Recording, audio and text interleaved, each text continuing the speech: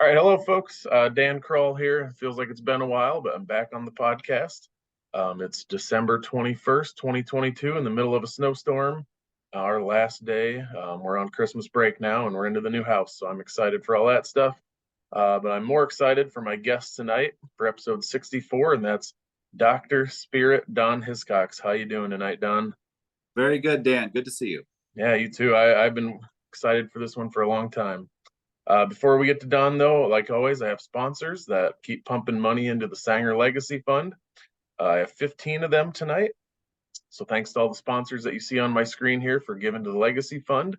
We have Westside Eagle Storage, Mark Scar, Jay Hiscocks of State Farm Insurance, Window World of Mason City, Miller and Sons Golf Cars, Ewing Funeral Home and Monument Company, Daniels Auto Collision, the Britt Car, Truck, Bike, Tractor Night Cruise, Jared Winger, Levi Don Trucking, Swenson's Hardware, Egg Performance of Buffalo Center, my brother Eric Kroll, Nick Schmidt, Kurt Kopacik, Kelly Real Estate, and First State Bank in Britt. So thanks again to all those sponsors for giving to the Legacy Fund. The Legacy Fund is used to fund the West Hancock Hall of Fame, give scholarships to graduating seniors. We support athletic and activity funds at West Hancock and any other community outreach programs that come to our attention. So if you want to give or you want to sponsor, get a hold of me, or you can give at sangerstrong.com online. All right, let's do our way back when segment quick, highlighting some previous episodes. As Dave Padrud, I was telling Don earlier, he calls it the library or the vault, some of the old episodes to get those some more views and the sponsors some more good advertising. 5 episodes ago in episode 59, I talked to the 1987 wrestling team. 20 episodes ago in episode 44 was Josef Smith, current Hawkeye football player. 40 episodes ago on episode 24, Brent and John Hagen, 6 state championships between the two of them. And then 60 episodes ago on episode 4 was 4-time state champion Bob Steenlage. So between 3 of those 4 podcasts, there's a whole lot of state wrestling titles in that crew.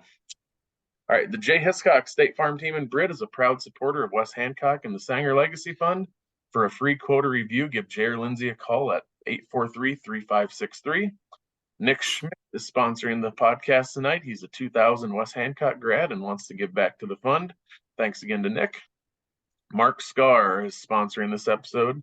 Mark works for KIOW as a Britt grad. He's always done amazing work for KIOW. He wanted to give back as well, so thanks to Mark Scar. And then Michael and Brianne Ewing of Ewing Funeral Home and Monument Company. You can find them online at ewingfh.com or on Facebook. Give them a call at 843-3839 or 762-3211. And then Daniels Auto Collision, another long-term sponsor. Owner Jason Daniels, 1990 West Hancock grad, based in Charles City. Call him at 641-220-3805 or check him out at danielsautocollision.com.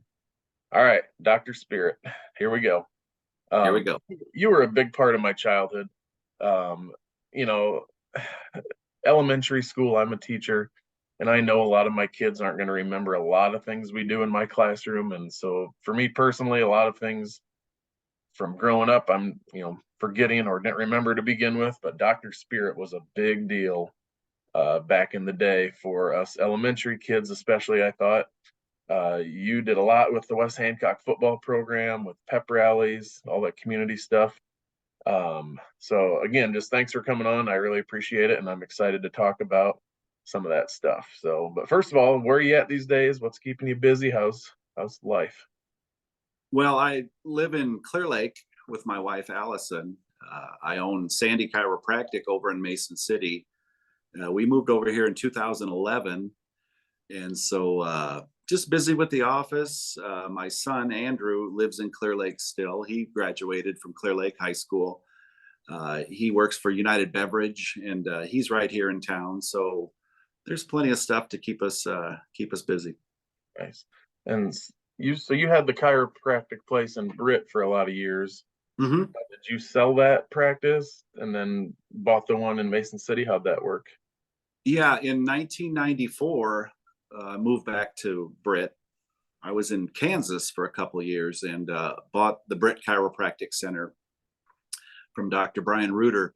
And I was there till 2011. And when we moved, actually, Dr. Sandy, who owned the chiropractic office here in Mason, he and I just kind of switched places, and he still practices over there. So, Okay. um, but yeah, sold out in 2011 and have been over here in Mason City, living in Clear Lake ever since. Nice. And before we hit record here, we were talking a little wrestling, and I was asking which Hiscocks crew you belong to, and you Hmm. mentioned to me that John was your dad, Hmm. time runner-up in wrestling. I was telling Don before the book I'm writing and stuff, I typed the name Hiscocks an awful lot of times. Talk about your upbringing, your folks, your siblings, what it was Sure. like growing up in Britt. Well, it's all one crew. When you say which crew, it's all pretty much one crew. But John was my dad. My mother's name was Beverly. She worked at the high school for a long time. Um, uh, you know, until we all actually got into school. So they were a part of the Britt community forever. They both graduated from Britt High School in the 50s.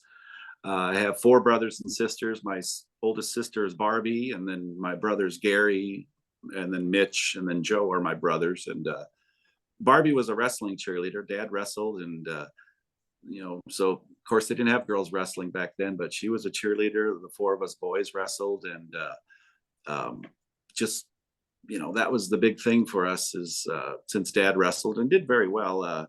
That's kind of that was our sport growing up. Did a lot of little kid wrestling, and eventually, junior high and then the high school level wrestling for Britt High School. Nice. What'd your mom do at the school? You said she worked there for a lot of years. She was, remember Peg Iceman? Yep.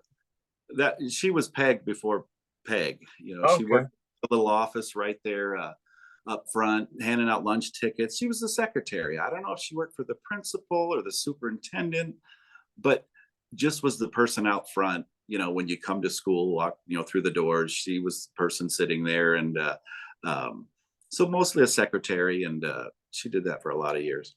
Nice. What did your dad do for work? He was a farmer, Farmer. farmed south of Britt, and you know, farmed right up pretty much till the day he died. And so a farmer, and my mom was a secretary, and eventually ended up working for First State Bank. That was her last job, but they'd been part of the community forever. Nice. And what was it like growing up in Britt as a kid? What did you guys do to keep yourselves busy and out of trouble? Oh, it was amazing. I mean, I loved growing up in Britt. All sorts of stuff to do, tons of kids, um, a lot of sports when we were kids, little league to little kid wrestling, and then started playing football together. But just a lot of great families, and my gosh, it seemed like every family had at least 4 to 5 to 6 kids. So Mhm. just my brother went to school with his brother, and we just families got to know each other, and uh, it was just a great time. It was just a really great time. Lots of stuff to do, lots of trouble to get into. I was in a band in high school, and all that fun stuff. So, and a lot of sports, just a lot of sports. Yeah. And you said your dad farmed. So did you guys live on the farm or did you live in town? Well, lived in town till I was in first grade. Then we moved out south of Britt and was there till my senior year. But yeah, we pretty much grew up on the farm. And um, my brother Joe still farms the family farm. My brother Gary went into he worked for Pioneer Seed Corn. He's retired now, so that was agriculture. Mitch is a veterinarian and now teaches at Iowa State University. That's just a ag family, and just loved growing up on the farm. Nice. All right, let's get to some sports here. Football. You were a senior on the 1984 football team. And I've said many times on the podcast, 84 is kind of when this Britt West Hancock dynasty began. Obviously, we have to go back and the 73 football team won a state title, Coach Sanger's fifth season. But then there was about a decade in between when there was winning season after winning season after winning season. That happened to be your senior year. There was 1981, which would have been your freshman year, Mitch's senior year, I believe. They went 7-1 and were, a field goal away from making the playoffs. Uh, Exactly. but 84 was when we made the playoffs, and then Mhm. we haven't had more than 2 consecutive non-playoff seasons since, and that's Mhm. been almost 40 years. Uh, Talk about Coach Sanger in his quote younger days, playing for him from 81 to 84. Kind of right then is when Coach Perkins came in your last couple years. What was it like being a part of that early part of the Britt dynasty? Well, for me personally, and I think for a lot of us, football was, we just did something and kept in shape for wrestling season, and it was fun. We had a great time, and Coach Sanger was, it was great to play for him. But a great man. Everybody knows that. But did we know what kind of a great legacy coach he was going to be? Not really. Like you said, in the '70s they had that title, and just a lot of good football and fun football. And like you said, my brother's senior year, they were just that close to getting to the playoffs, and that was just a great season. Those a lot of great players on that team. But I don't know, it just started to feel like, hey, it is possible, you know. And from about our freshman year, it felt like, we won all our games in 8th grade, and then we were undefeated as sophomores, and it's like, hey, why not? Why not just? It wasn't any great. It wasn't like it is now, where they commit year round. But it just felt like, hey, we beat those guys when we were sophomores. Why not? We all played all the same teams. The conference play, and why not beat them when we were seniors? And that's what happened. Yep. What was you said the whole like year-round commitment now. What was weightlifting and training like for you guys? Or was there any? Well, that's funny because I'm sure there were people in the weight room, but I remember when I was a manager for the wrestling team as a young guy, and they got this first weight machine, and it was like some alien contraption, and it was like, what the world is this? And that was, some people would work out on it, but it wasn't like, to come back after I'd been to college and the entire multi-purpose room was filled with weights. Clearly, strength training is an important part of any athletic season, but it wasn't that big a deal when we were kids. But it really exploded, you know when they started winning football games. How do you win more football games? You get stronger, you get faster, and Yep. guys started training, and then more weights and more weights. And so but it wasn't that as big of a deal when we were athletes. Yep. What about Coach Sanger's demeanor? He started in 68, so when he got there in 81, he had been 13, 14 years into it. Hmm. When I played for him, he was that legendary guy. Hmm. And so I feel like there's some different like phases of Coach Sanger that I'm a little younger, so I don't know about those other days and vice versa. What was he like as a coach? His temperament, his style, just interacting with players and stuff. He was fun to play for. He could get super fiery. A simple offense, and it's all about execution. You miss an assignment or something, miss a tackle, and he'd let you know it. But just, I would never describe him as laid back, but just very knowledgeable. Here's the system. If we do it right, it's going to work, and and it did. Uh, our senior year is when Coach Perkins showed up, and because Mr. Sanger had lots of different assistant coaches over the years, but Mhm.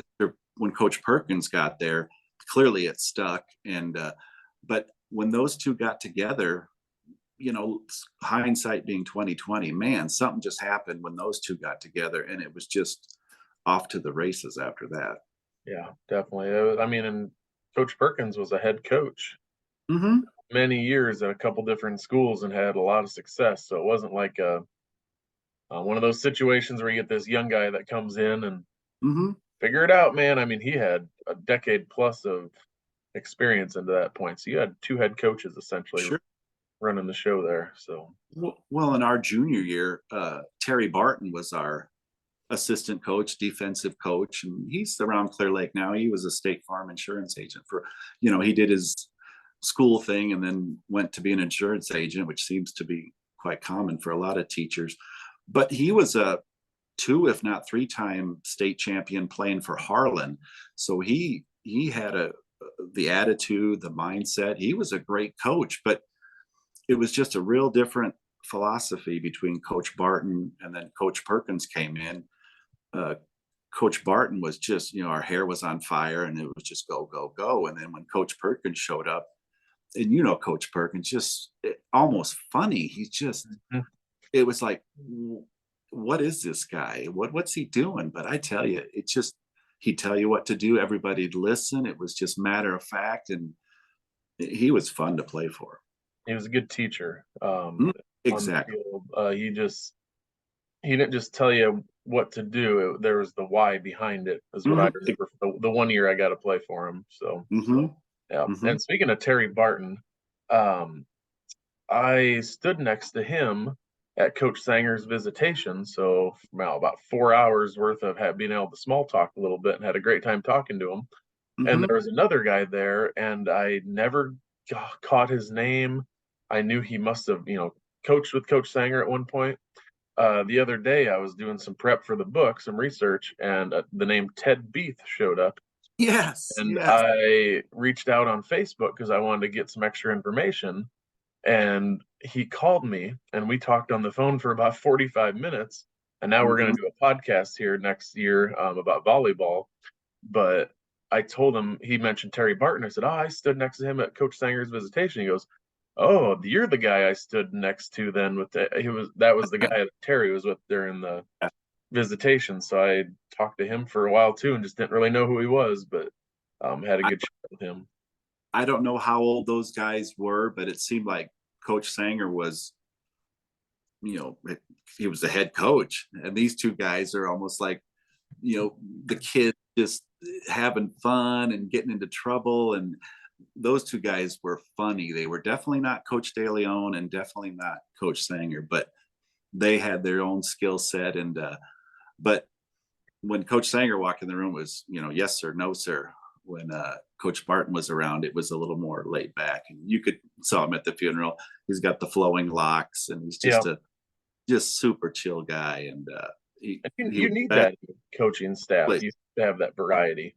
And that was when I was there with Chuck Boozman and Dave Fink and Brian Benning and some of those guys. I mean, they were a lot younger than Coach Sanger and different personalities, and they just worked so well together. But end of the day, you knew who was in charge. That's for sure. So exactly. Yeah. So your 84 season. We'll get to a little bit more of this, but I have the scores in front of me. You lost to North Iowa 23-22. And then the next week, beat Northwood on the road by 1, beat Belmont by 8, beat Osage by 3. And then you got to the playoffs, 1 by 7. And then Pocahontas was kind of a buzzsaw you ran into in that quarterfinal round. It wasn't like today, where right now we're in the time of, in Class A football, you have 1, maybe 2 pretty good teams per district, and then it's not so much, and you have a lot of blowouts and stuff like that. You played back in the North Iowa Conference days where you were playing Forest City and Osage and Garner, and North Iowa wasn't an 8-man team like they are now, and you were playing bigger schools pretty much almost every week, and it was pretty tough. Would you agree?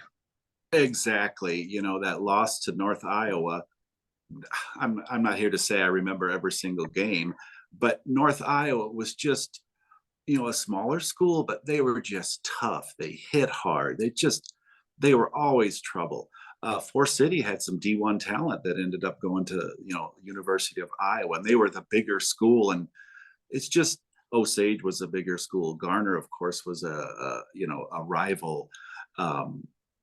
Belmont had great football in the 70s too. And it's just a lot of the same coaches knocking heads for decades. And you knew what you're going to get every game. And but yeah, it certainly wasn't 42-0. And it was a 4-quarter game every time, and came out on top a lot. But like you said, sometimes we didn't too. Yep.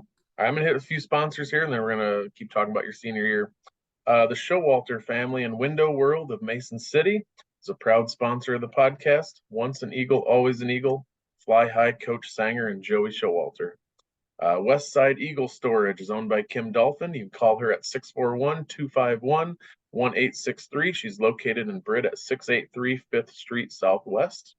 Miller and Son Golf Cars, family-owned operation with over 50 years of experience. Skip and Jim can be contacted at 843-4132, or you can check them out at millergolfcars.com. And then the Britt Car, Truck, Bike, and Tractor Night Cruise and Jared Wingert, owner of Mojo Productions, is sponsoring the podcast long-term. You can give Jared a call at 515-408-1074 or go to brittcarcruise.com. And then Levi Dawn Trucking is my next sponsor. Thanks to Levi and his company for sponsoring the podcast. You can call Levi at 641-860-0077 or look him up on Facebook. So senior year, we've talked a lot. It's like that's that beginning year of, what we know is this dynasty that we have going on for the last almost 40 years. But you didn't get to participate in your senior year a whole lot. You got hurt pretty early on. The first game against Rockford in the record book, I have you down for a rushing touchdown. You were 3 for 6 on extra points, and then no stats after that. Did you get hurt in that Rockford game or the next game? What'd that look like? It was the next game against Lake Mills. But when you talk about blowouts, we always started with Rockford, and usually we could get a pretty big victory there. Yeah. Before our senior year, Coach Barton, I can't remember who, but they said, "Hey, why don't you play quarterback?" It's like, and I'm almost embarrassed, to see all these great state champion athletes, and then to be talking about myself. We just had a lot of fun, but hey, why don't you come play quarterback? I was a sprinter, I was a pitcher, and you got an arm. We didn't really use it, but so we made a few changes going into that season with Coach Perkins on board and the defense, and it just got off to a big start against Rockford, and then I got hurt in that second game, and that was it. That was just it, and a lot of good players on the team that took over those positions, and but yeah. When I came back to Britt and started getting involved chiropractically with the team, Mark Kelly once said, "Oh, you just show up because, you just missed out on your senior year." And I said, "You are exactly right." I mean, that was such a, looking back, like you said, that was the season that kind of started a little something, and to not be able to be a part of that kind of sucked. But yeah, just that competitiveness. Just take it from football playing into chiropractic, and it was just great just to continue to be around Coach Sanger, but just to be around the program was a lot of fun. What injury did you have that put you out for the season? Well, my junior year, I was running back a punt. A guy got tackled, blew out my left knee. And back then I had some surgery, but not much. I don't think any rehab, but so I came back my senior year, and then that Lake Mills game, just running to make a tackle. I planted a foot to chase the guy the other direction. The knee just gave out, and okay. Same and then knee. I had same knee, and then I had not a reconstruction, but more of a reconstruction, and that kind of put the kibosh on that season. And then wrestling, and it just was never quite the same. But yeah, a bad knee in the junior year, and then a worse knee in the senior year. Yeah. Coach Sanger is well known for everybody on the team had a purpose and everyone felt important on the team. Going back to that in '84, how did he handle that in you and make you still be part of the team? Like it wasn't just, oh, next guy, let's move on. I can imagine. Well, again, it was the start of something that we didn't even know, but won the first 2 games and win. And that's when the momentum started to build. So just hanging around with the team, doing my thing. And he didn't make a conscious effort, but there was only, I think, 7, if not 8 of us senior boys that year. And we were all pretty tight anyway. So we were hanging out after practice, class, we were just a group anyway. So I stayed with the group, fell in, but just wasn't able to contribute that last year. Yep. Yep. You taught wrestling. You played a little. You played a little wrestling. That was terrible. You wrestled in high school. I was just doing some research on your freshman year, '82. You wrestled a little bit of varsity, and you were telling me Mhm. off camera that was a big deal to crack that varsity lineup. Mhm. Talk about because, like you said, in football, you didn't know you were a part of something what it is now. When you wrestled in the '80s, you knew you were a part of a big deal Mhm. because that wrestling program was top notch in the entire state at that point. What was it Sure. like cracking into the varsity lineup as a freshman for Coach DeLeon? Well, it just the way it was in North Iowa, but you did a lot of the little kid wrestling tournaments, and the Britt Lions Club tournament was, that was one of the premier little kid wrestling tournament. Kevin Dresser, who is now the head coach at Iowa State University for wrestling, wrestled in that all the time. The Emmitsburg boys would come over, the Humboldt guys, the Eagle Grove guys. And so you wrestled those, you have some success, and it's like then you couldn't wait till you get to the junior high and the varsity level. And so you just had been doing it for so long that you knew you were going to kind of see the same guys as you went through uh, the wrestling. But yeah, so to crack the lineup, I was a really, really big deal. Had some talent. I didn't have the mental toughness. I mean, wrestling is, oh man, it's mano a mano. There's nowhere to hide. Like I Hmm. said, I had some talent, but my mental toughness probably wasn't what it should be. An injury took care of it before I had a chance to, maybe realize more potential. But it was great to be there to wrestle for Coach DeLeon. Uh, that guy was intense, but it was fun, and especially as a freshman. But yeah, it was a great time. Just something we all grew up with, and just tried to continue it in high school. Yeah, the room I'm sitting in right now, to my left, I have about 15 boxes of Lois and Al DeLeon's wrestling records. I have all the Mhm. score books and scrapbooks and stuff as I'm writing this book and putting the wrestling record book together. And I only had maybe one 10-second conversation with Coach DeLeon as a kid. And my dad said he didn't really know him real well either. And so I didn't know the guy.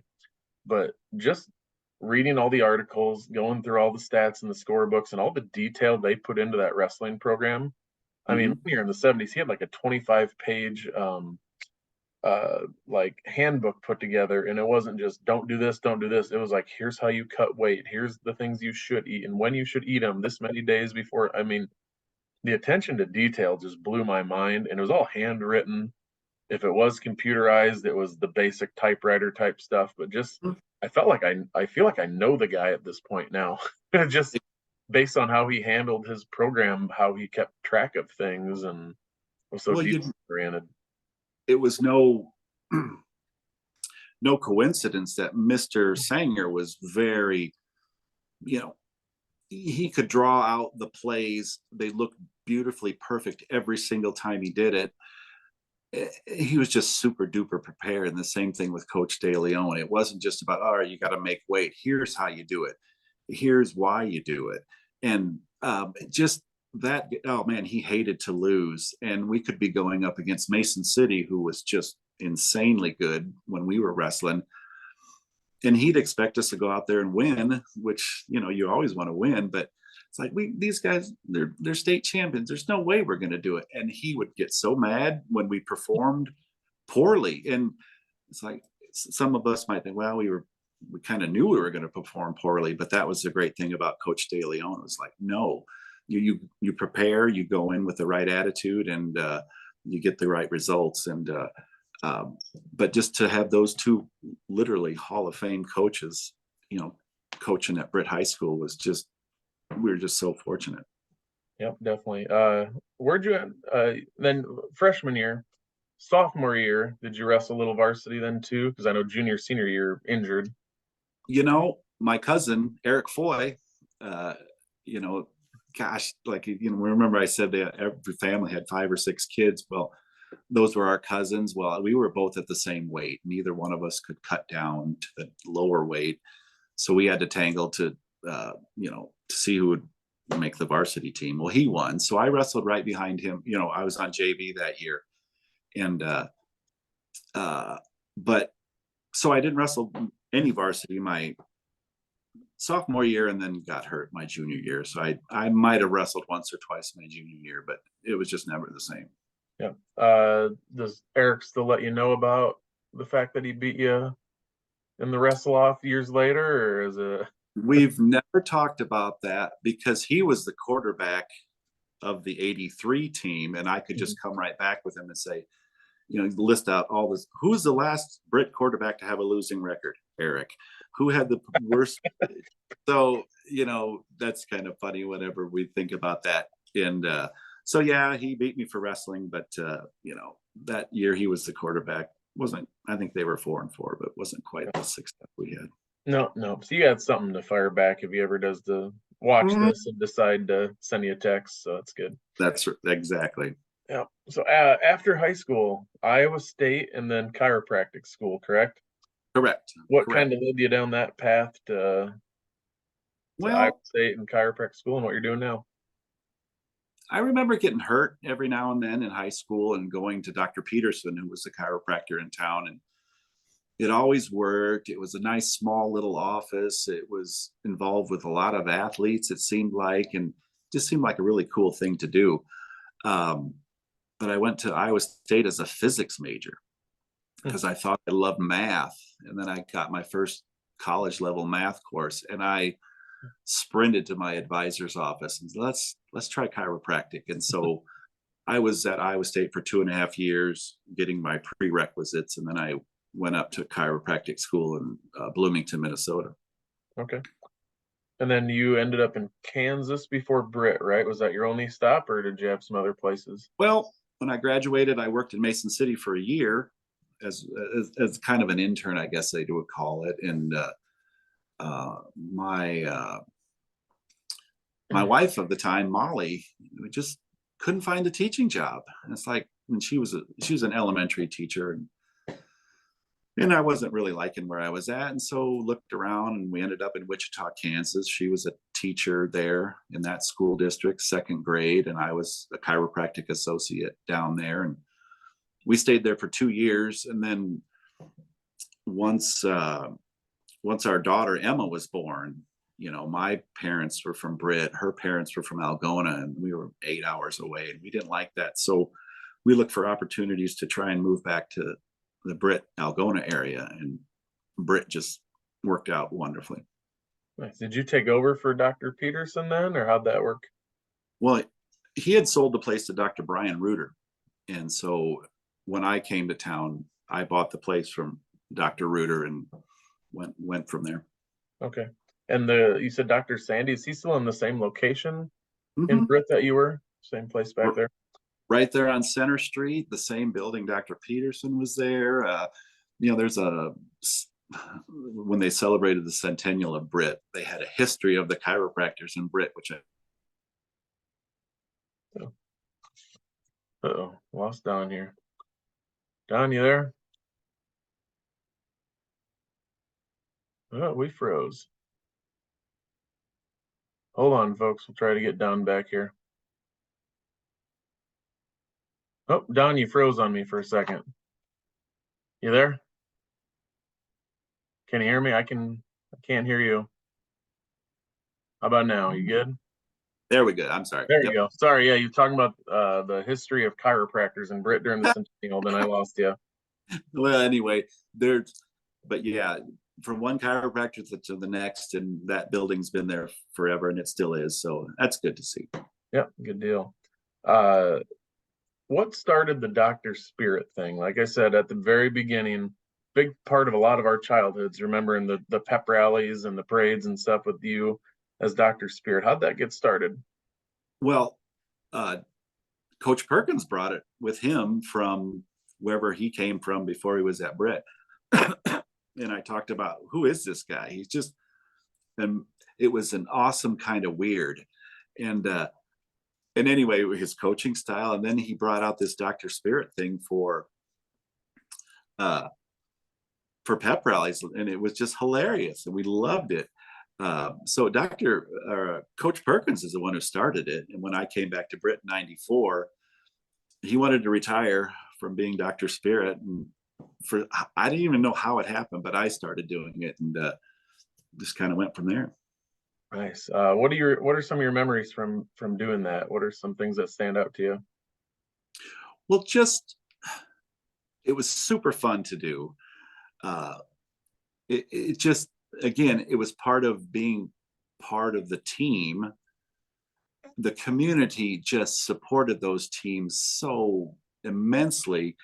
It was just it was like a traveling show. I mean, you did some pep rallies, you'd go to the games, you'd win, you do this, and it just kind of snowballed. But it was just super fun. And then, of course, homecoming week, you add in all the others, and you talk about make sure you got to the grade school for the certain part of it. And it was almost like a superpower, because the kids were having so much fun. I was having so much fun. It was just a great thing to be. And when you're winning all sorts of football games, it was just another fun piece of it. Yep. Where's that jug these days? That big jug you use do you know where that is? I do not. Well, strike that. So when I left in 2011, I might have even still done it when I was one more year. But anyway, the Spirit jug. And Mrs. Sanger said, "Hey, Don, do you have the Spirit jug?" And I might have had the Spirit jug, and she wanted the jacket back too. Well, if you look behind my shoulder, I could not find that jacket. Mrs. Sanger, I'm so sorry. I can't find the darn jacket. Well, 2 years ago, we're going through some old stuff that I used to carry to different games, and that jacket was crammed down in one of my bags or something. And anyway, it's behind me now. But it's just a fun thing to do. Totally fun. Yeah, I loved that as a kid. That was a couple of the pep rallies were up on Main Street, and they'd get this a rack that you could stand on by Swenson's Hardware. And I just remember like those pep rallies, everyone would crowd around there in the old bank building, and that was a lot of fun. Well, like I said, I was in a band in high school. I played drums, but I played a little guitar. And for one of the first pep rallies, I said, well, I know how to play a few songs. I'll switch the lyrics around, to make them funny, but about the team. And that, it just killed. Everybody loved it. So that was kind of my shtick going forward. The Spirit cheer that Dr. Perkins brought with him. Then I'd bring the guitar out for the big pep rallies. And I embarrassed myself so much, but it just, everybody laughing and having a great time. It was almost like magic. Yeah. And then being in the gym, you'd come out and do your thing a little bit. The cheerleaders would do their thing. Coach Sanger would come out, and I can't remember who I was talking to the other day. Maybe it was Mr. Benning. I was talking to Brian Benning on the podcast about a month ago now, and we were talking about those pep rallies, and it was like Coach Sanger would talk for 10 or 15 minutes, and I don't think he'd bring up football one time. Maybe at the very end about tomorrow night, we had a game or whatever, but he would talk, and you could just almost feel that entire gym was ready to go out and take care of business, just, hey, can you hear me? I'm having some struggles here with my internet tonight for some reason. I can hear you. We're still on, we're still recording, but my screen just shut off for a quick second there. Mine did too. Weird. I don't know. We'll see what happens. So you were talking about his speeches. Yeah. A lot of the 73 team was still in that crowd. And then some of the other team, and I'm sure John Swenson, after each one of those speeches, thought he could still go out there and run through a brick wall, because that's how I felt. It just was fun to listen to Coach Sanger talk. You'd see the jackets walking around school, and it's like, all right, we want to get our number, higher up. That meant, you got a little further along in the playoffs things. And it was just a lot of fun. Success breeds success, and it sure happened that way. Yep, my jacket is about 20 feet over there in the closet. I still have that thing, and Yeah, um, it's part of a legacy. We both, maybe we know people that they just obsess about the past, and I don't care. People can say that if they want, but just to be part of a legacy, and it's certainly not the defining moment of our lives, but it's just a one just real special moment in time where we all have the same goal, and you just don't get that when you get out of high school much. But and then to be part of that as a Dr. Spirit character as well, it's just more of the same. yep, I remember you being on the sidelines for games, and always, Saturday mornings opening up your office for kids to get adjusted after games and stuff. Mhm. Um, didn't go unnoticed, that's for sure. I did a podcast a while back with Doug Sickles. He was the baseball coach for a while. And one thing that came up in my research was dollars for dingers. And you set something together where you said like their baseball bats were old and needed replaced, and you pledged some money for every home run that was hit. Do you remember much about that? I read that in your notes and I thought, what in heaven's name is he talking about? I honestly don't remember anything about that. But, hey, I'll take a little credit, but I don't remember anything about that one. That's funny. And then you wrote some articles in the Britt paper for games. There was, I want to say like 99, 2000, 2001 in that time frame. You were like the sports reporter, at least for football. Um, You know, had I not been a chiropractor, I just loved journalism. I just love to write things. And I don't even know how that came about. I'm sure I said, hey, I'll write a couple articles for the paper. Um, a lot harder than I ever thought it would be. But yeah, I did that for a while. It just, I don't know. I loved John Stegman owned the Britt News Tribune he was good. back when we were kids. And um, it just was so way back in the day, it was so fun to go through the paper, look at the pictures, read his style of writing. It just brought the game right back to life. And it's like, oh, I would love to try that. I don't know if I was successful or not, but just good sports writing I just got a kick out of that. Yeah. I think I know the reason. Um, so writing the book and doing the record book and stuff that I've done, Mark Sanger's senior year in 2000, the writing was almost non-existent in the Brit paper. Mark's team would win a game, and Mark would have 240 rushing yards and 5 touchdowns. And the newspaper pretty much reported, "We won. Here's the score. That's it." Like there was nothing. I don't know if there was a transition from owner to different owner, and that just wasn't a priority, or they couldn't find someone. And I'm like, I bet you Don stepped in and did that just so there was an article. That was my guess anyway, but.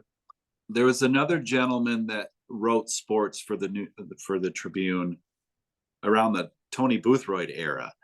And so I remember, I was still in college and I would get back to more games at that time, but that was probably more of the same, where these are such great games. They need to be memorialized in the paper, and it just wasn't getting done. And, I guess maybe I volunteered to step up and do it, but yeah, I just tried to, carry on another tradition. It was just good writing. Unfortunately, it's not great right now either. There's been a lot of people online complaining the Brit newspaper doesn't even cover West Hancock sports hardly right now. I mean, maybe the playoffs, and then the Globe, they kind of own the Brit paper. Mm-hmm. I messaged the Globe, the Brit News Tribune, and said I'd be willing to do what you did years ago and kind of freelance write for them just so there's something in the paper. And they turned me down saying, we have so many teams we have to cover. We can't just cover one school. And I'm like, well, it's the Brit newspaper. Like Brit West Hancock sports should be covered, but whatever. Sorry to get off on a tangent, but But you make a great point.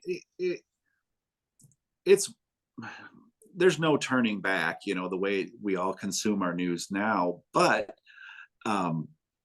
it just, I don't know, it just was a big deal to read that stuff in the paper. You'd sell papers with great photographs, great articles. And when subscriptions started to go down, and it's like, well, we can't afford it. Well, there's a reason they went down. It's because they just, you weren't getting the coverage that people wanted. But Yep. Nowadays, the printed news is pretty much a dinosaur. But back in the day, it was just fun. You wait for that paper to come out. What are the pictures going to look like? What's the article going to say? And it Then was be able fun. to just, rifle through those in a box or something, or in a scrapbook. Mhm. Hattie Speaker was an elderly lady in Britt, and she was our Yep. babysitter. She'd be like Rachel Zool's grandma, Jeannie Purvis's Mhm. mom. And when she passed away, she had boxes full of articles from the Brit paper of, these grandkids and these grandkids. And then she had a box for the Crawl kids, Mhm. because she babysat Wendy, me, and my brother Eric. And that was Yeah. a big deal to us. Like we had a lot of those at home anyway, but just the fact that people would cut those out and keep them for years and years. I'm like, nowadays you don't Mhm. read an article on the online newspaper, print it out, and then put it in a box. It's just a Sure. different Well, world. So when I read some of your questions, I got a hold of my brother. Maybe I've already said this, but I kind of know what Dad's wrestling history was. He kind of filled me in, which he did. But then his last text was, Barb got the scrapbook. So every family has that scrapbook of all the newspaper. So she has the scrapbook. That's just the way you learned about things, man. In yep, the paper. yep, the good old days, that's for sure. Hmm. All right, I'm gonna get a few more sponsors, and we're gonna talk a few more things and wrap it up. Thanks to Kurt Kopacik for sponsoring the episode. Great dude. West Hancock grad, lives down in Georgia now. He's the one who donated the Sanger cornhole boards that we raffled off a year or two ago. So thanks to Kurt Kopacik. Swenson's Hardware is your local independently family-owned hardware store and has been since 1977. You can check out John Swenson's store at swensons.doitbest.com. And then Eric Kroll with Ag Performance in Buffalo Center, leader in conventional seed throughout the Midwest. Contact Eric at 515-341-3361. First State Bank in Britt.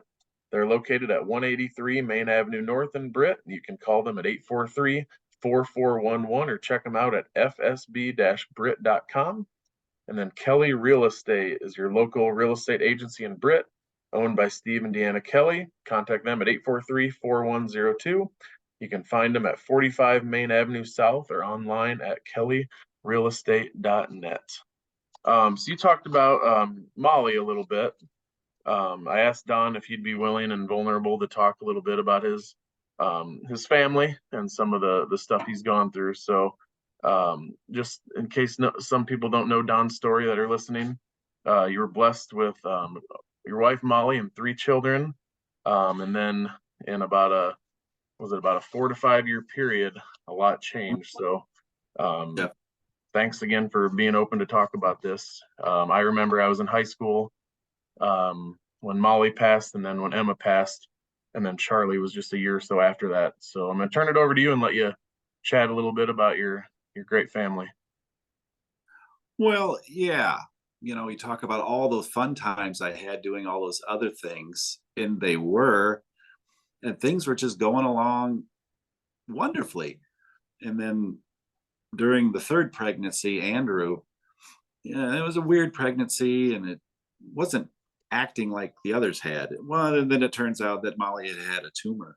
And so and that was discovered when Andy was born, and that was in 1999.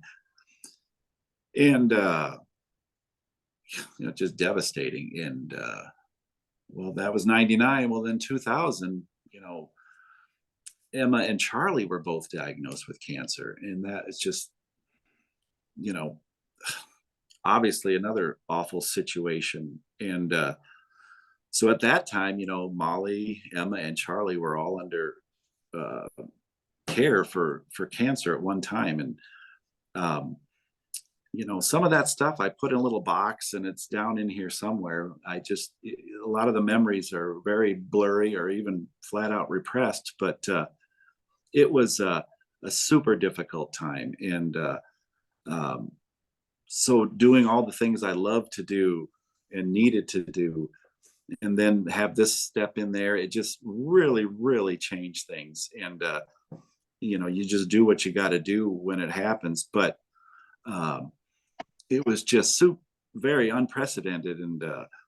um, talk about being in a small town. Just the community rallying around our family was necessary. I mean, the first word I can think of was necessary. We needed all that help, and it. I didn't even have to ask. It just sort of showed up, and that was just the amazing part of it. If you're going to find amazing parts of it, but ultimately, when Molly died, then I had Emma and Charlie and Andrew were very small children, and met a woman by the name of Allison Lee, and we subsequently became married, and things were going good. Unfortunately, Molly lost her battle with cancer, but the kids were doing very well, and Allison and I were married, and we had about 2 months of just normal life. Well, then Emma had something appear on her liver. Charlie had something appear in one of his tonsils, and we just kind of got sucked back into that medical machinery, and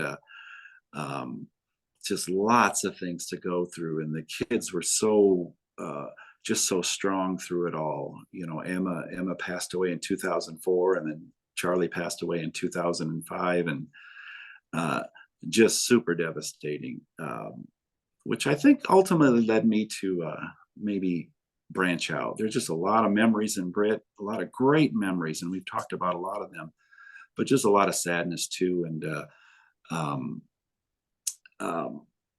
to see Emma and Charlie's classmates grow older, which was just amazing. But sometimes you get a little cynical, and you just have all sorts of feelings that you can't even describe. And I just felt like a lot of memories that were very super difficult. And, that's ultimately why we've decided to move away, and kind of branch out of that cocoon that the community was. And not for any other reason, that it was just super hard to remain in Britt.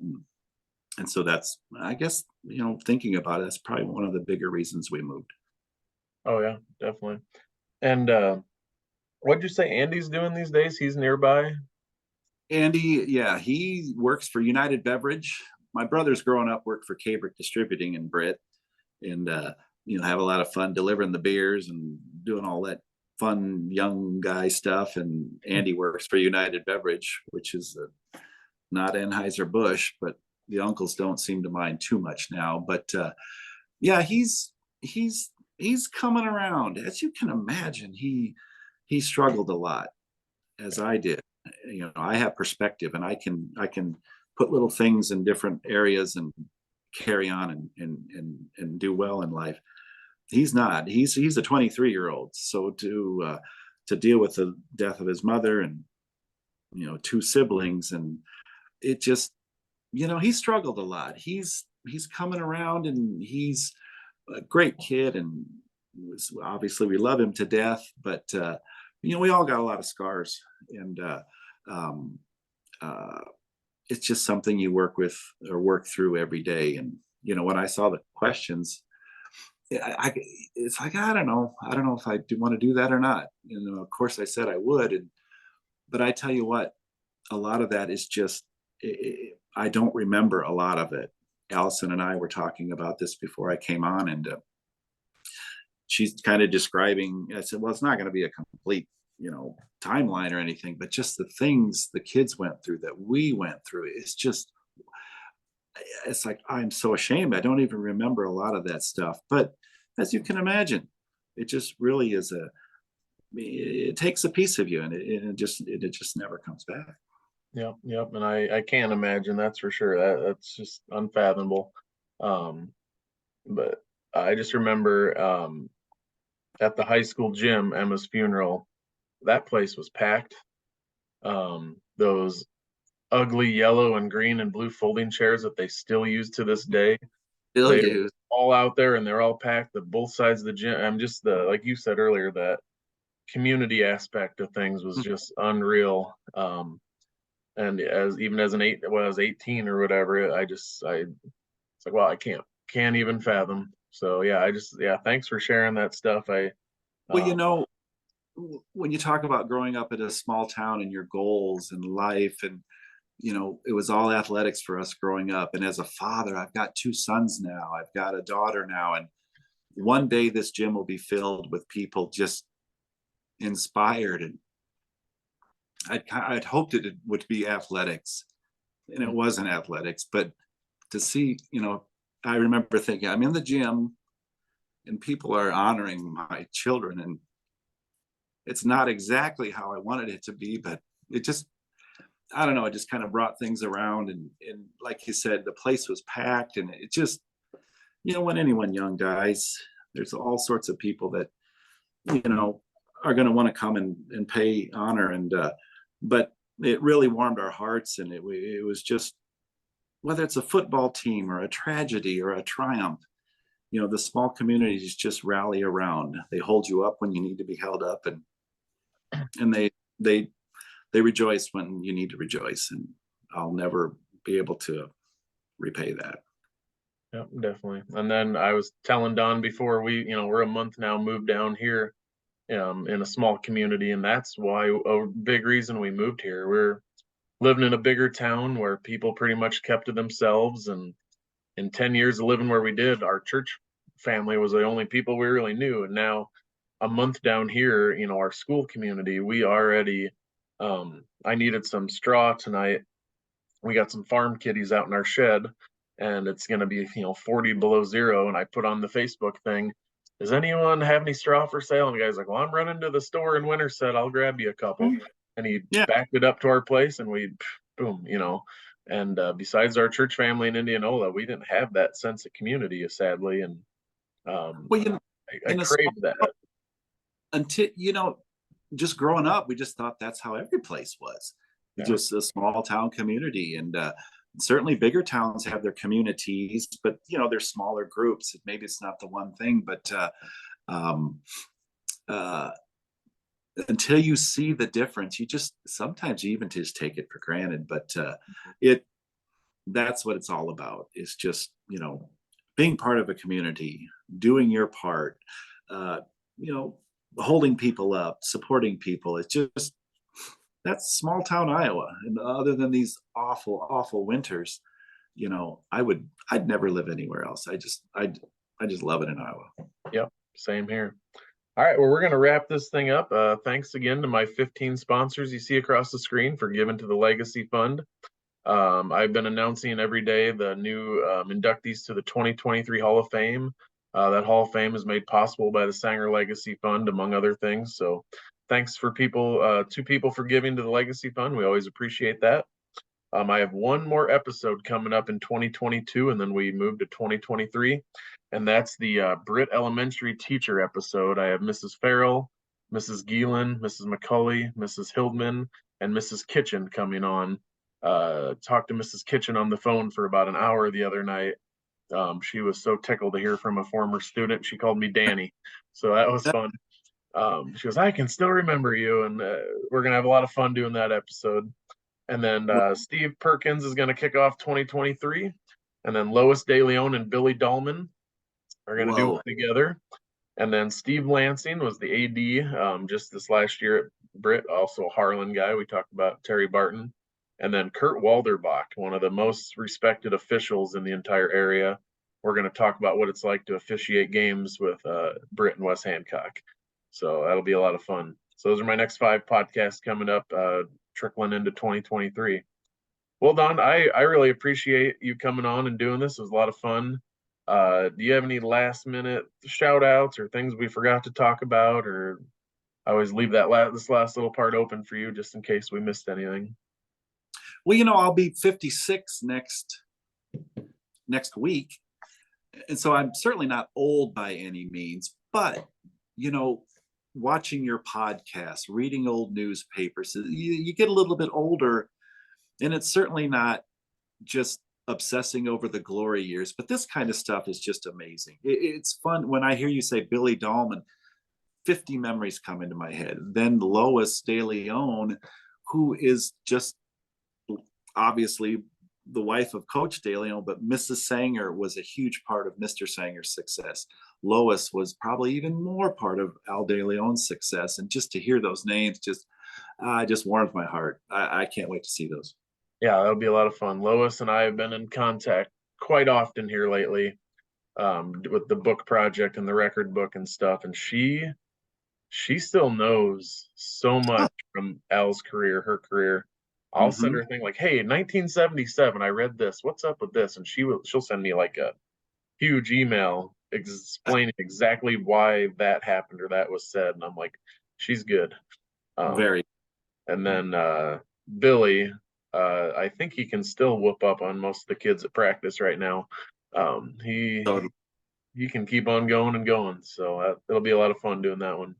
He is an ageless wonder. He might disagree. I'm sure he's got a few more aches and pains like we all do. But whenever I do see him, which isn't much, it's like, dude, you never change. You never change. Yeah. And you would be not surprised by this. I've had to do all my communicating with him through Lois. They said he has an old flip phone and barely knows how to even open that. He is like, love it. I wish we had more people like that. And I'm not one of them, but I wish we had more. So, well, I'm on my wife's devices. I've got my flip phone here. And so I know what he's talking about. Maybe we're just the last rebels pushing back against technology, but I totally get it. And when you say that about Billy, that does not surprise me one single bit. Yeah, that phone will be in the Smithsonian here before too long. Probably. All right, Don. Well, I appreciate it. And thanks again. And go Eagles. Thanks for having me, and continued success. Thank you, Dan. Yeah, Merry Christmas, everybody. And you too. Be safe.